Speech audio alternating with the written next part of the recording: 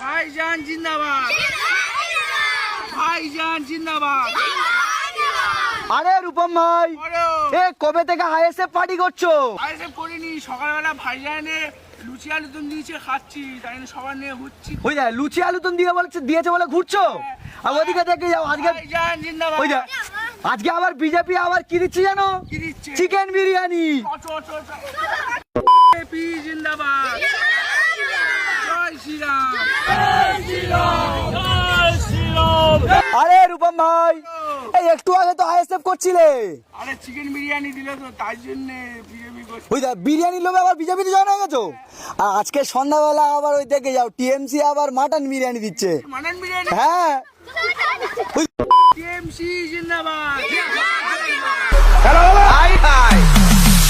আরে রূপম ভাই, কি অবস্থা তোমার? একটু আগে আইএসএফ, তারপর বিজেপি, আবার টিএমসি করছো কেন? এখানে ভালো ভালো খাবার পাবো, সেখানে তাই করবো। ওই দেখ কি অবস্থা দেখ। গেলাম তো 2 প্লেট করে। ওই দেখ সেই জন্য জয়েন হয়ে গেছো।